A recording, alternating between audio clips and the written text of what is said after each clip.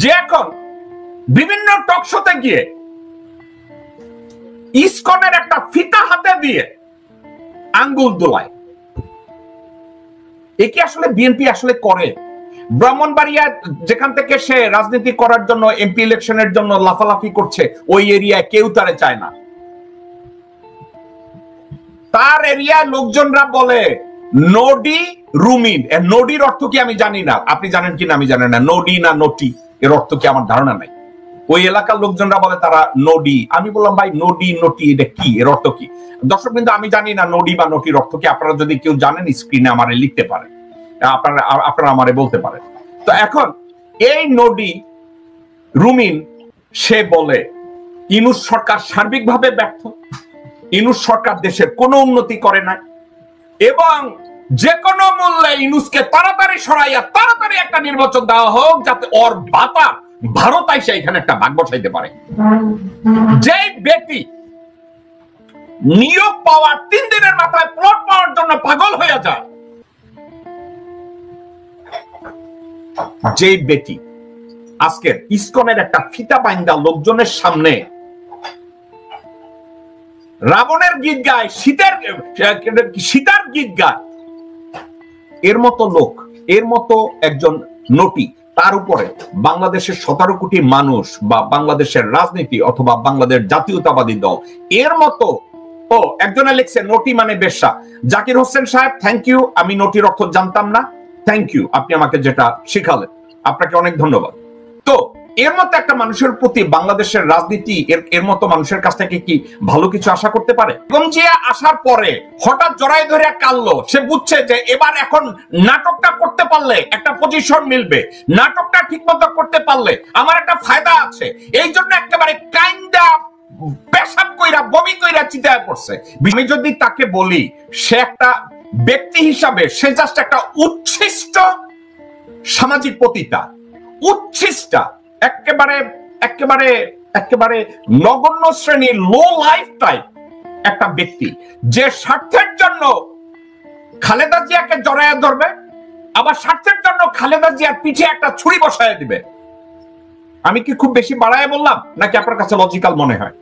এই মুহূর্তে এই বটতলার 2 পয়সার উকিল, আপনাকে আমি ঠান্ডা মাথায় বলি, আমি ল পেশাকে আমি ঘৃণা করি না, কিন্তু সম্মান করি, কারণ এদের ভালো কিছু করার সুযোগ আছে। এখন আমি বলি লিগ্যাল নেটওয়ার্ক আমার যে কোম্পানি, আমার এখানে 11 জন ব্যারিস্টার প্যারালিগাল হিসাবে কাজ করে এবং এরা প্রতিনিয়ত আমার কন্টিনিউয়াসলি বকা খায় ট্রান্সলেশনে ভুল করার জন্য, ভুল ল কোট করার জন্য, ভুল স্ট্যাচু ব্যাখ্যা করার জন্য এরা বকা খায়। রুমিন ফারহানা সে যত কথাবার্তা বলে, তারে যদি কেউ স্ক্রিপ্ট লিখে দেয়, তাকে যদি কেউ স্ক্রিপ্ট লিখে দেয়, তাহলে ওই স্ক্রিপ্টটা সে গলাবাজি করে ডান্ডার মতো চিল্লায় চিল্লায় কইতে পারে। কিন্তু আমি একদিন যদি তাকে দেখতাম যে একটা ব্রিফিং নিয়ে একটা হিয়ারিং কেমনে করে যাদের সামনে, আমি তাহলে দেখতাম তার পরনের জাইঙ্গার রং লাল না কালা, আমি দেখে ফেলাইতাম। আমি এটা দেখি না, কিন্তু আমার কথা হইতেছে নৈতিকভাবে আমি জিজ্ঞাসা করি, সাবজেক্টটা নৈতিক। আপনাকে যদি বলা হয় যে আপনি আটলান্টিক পাড়ি দিতে হবে একটা নৌকায় কইরা, এখন আপনি আপনার সাথে এমন একজন মানুষকে খুঁজবেন, নিবেন, যাকে আপনি 100% বিশ্বাস করেন যে আপনার প্রতি লয়াল, তাকেই আপনি আপনার সঙ্গী করবেন, কারণ আপনি আটলান্টিক পাড়ি দিবেন। আপনি কি রুমিন ফারহানার মতো লোককে বিশ্বাস করে আপনার সাথে নিবেন?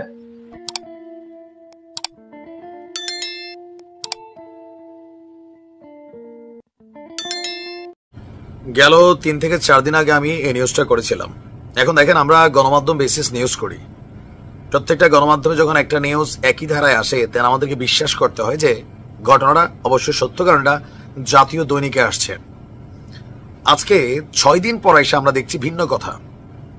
ওই সময় স্থানীয় যারা প্রত্যক্ষদর্শী ছিলেন, পুলিশের বক্তব্য ছিল, সবকিছু একরকম ছিল। এখন আবার ঘটনার প্রেক্ষাপট শুনছি আরেক রকম। আসল খেলা আওয়ামী লীগ শুরু করে দিছে। ড্যাথ স্কোয়াড একটা টিম বানাইছিল, খেয়াল আছে তো?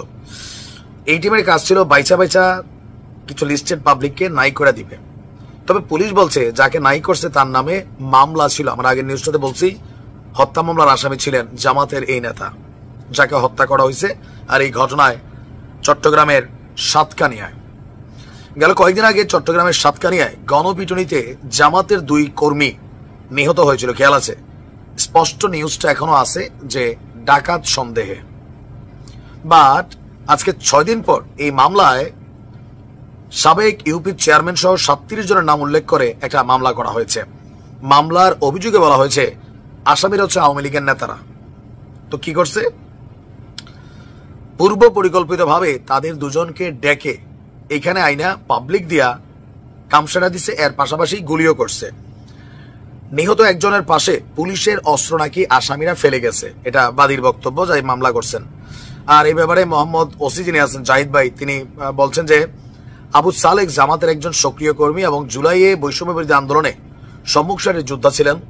বিগত সরকারের আমলে মামলা হামলার শিকার হয়ে দীর্ঘদিন এলাকা ছেড়ে আত্মগোপনে ছিলেন। মামলার বিবাদীরা আওয়ামী লীগের রাজনীতির সঙ্গে সক্রিয়ভাবে জড়িত। বাদীর দাবি আসামিরা গুজব ছড়িয়ে আবু সালেক এবং নেজামুদ্দিনকে পিটিয়ে শেষ করে দেয় এমনকি গুলি করে। এরপর আসামিদের একজন একটি পিস্তল নিহত নিজামুদ্দিনের পাশে রেখে পালিয়ে যান। এছাড়া এউচিয়া ইউনিয়ন পরিষদের সাবেক চেয়ারম্যান এবং উপজেলা আওয়ামী লীগের নেতা নজরুল ইসলাম ওরফে মানিককে এই ঘটনার পরিকল্পনাকারী হিসেবে উল্লেখ করা হয়েছে। এছাড়া নজরুলের 3 ভাই হারুন, মমতাজ, কামরুলকেও আসামি করা হয়েছে। এরা প্রত্যেকেই এই ঘটনার সাথে প্রত্যক্ষভাবে সংশ্লিষ্ট। এছাড়া রমজান আলী, আওয়ামী লীগের যুগ্ম সাধারণ সম্পাদক কবির, সদস্য মোখলেসুর রহমান সহ 37 জন নেতাকর্মীকে আওয়ামী লীগের এই মামলায় আসামির মধ্যে আনা হয়েছে। এছাড়া বলা হয়েছে গত 18 ফেব্রুয়ারি রাতে ছনখোলায় আব্দুল নূর নামের এক ব্যক্তির একটি সিএনজি চালিত অটোরিকশায় কেবাকারা আগুন দিয়ে পুড়িয়ে দেয়। আব্দুল নূর এই ঘটনা আবু সালেক এবং তার বন্ধু নিজামুদ্দিনকে অবহিত করেন, যারা মারা গেছেন। পরে 22 ফেব্রুয়ারি ছনখোলা এলাকায় আবু সালেক এবং নিজামুদ্দিন অটোরিকশা পোড়ানোর বিষয়ে একটি সালিশি বৈঠক করেন। ওই বৈঠকে আব্দুল নূরের গাড়ি থেকে আগুন লাগিয়েছে তার শনাক্ত হয় এবং শনাক্ত হওয়া ব্যক্তিদের ক্ষতিপূরণ হিসেবে 7 লাখ টাকা পরিশোধ করতে বলা হয়। আব্দুল নূর ক্ষতিপূরণের সিদ্ধান্তের বিষয়ে সন্তুষ্ট হননি। মামলায় অভিযুক্ত কয়েকজন 3 মার্চ রাত 9:30টার দিকে ক্ষতিপূরণের বিষয়টি সমাধানের কথা বলে আবু সালেক এবং নিজামকে ছনখোলা পশ্চিমপাড়া এলাকায় ডেকে নিয়ে যায়। এরপর সালিশ বৈঠক চলাকালে পূর্ব পরিকল্পিতভাবে আবু সালেক এবং নিজামুদ্দিনকে মারধর শুরু করেন। এক পর্যায়ে পশ্চিমপাড়া মসজিদের মাইকে ডাকাত পড়েছে বলে গুজব ছড়িয়ে দেওয়া হয়। পরে আবু সালেক এবং নিজামুদ্দিনকে পিটিয়ে আঘাত করে গুলি করে হত্যা করা হয়। এরপর মামলার প্রধান আসামি মোহাম্মদ হারুন একটি পিস্তল নিজামুদ্দিনের পাশে রাখে। কিন্তু আমরা এর আগে যখন নিউজটা শুনছিলাম যে এউচিয়া ইউনিয়নের ছলখোলা পশ্চিমপাড়া গণপিটুনিতে 2 জন ব্যক্তি নিহত হয়েছেন, তৎকালীন সময় পুলিশের বক্তব্য যেই অস্ত্রটা তারা উদ্ধার করেছে 5ই আগস্ট নগরের কোতোয়ালি থানা থেকে এই অস্ত্রটা লুট করা হয়, যেটা মৃতের পাশে পাওয়া গেছিল। এবং কি এই আপনার নিহত 2 জামাত কর্মীর সহযোগীর বিরুদ্ধে 6 মার্চ অস্ত্র আইনে পুলিশ বাদী হয়ে একটি মামলাও করেছিল। এখানে নানান বক্তব্য আছে। তো আসলে আমরা যে কোনটা বিশ্বাস করব আর কোনটা অবিশ্বাস করব এটাই একটা ভেজাল। নিশ্চয়ই জামাতের নেতাকর্মীরা এতক্ষণ লেখা শুরু করেছেন, ভাই দেখছেন, তখন বলছিলাম ভাই তখন নিউজ এমনি আসছে। এরকম নিউজ আওয়ামী লীগের সময় যা হইতো সব জামাতের বিরুদ্ধে হইতো। এগুলো হয় বাংলাদেশে। ভালো থাকুন।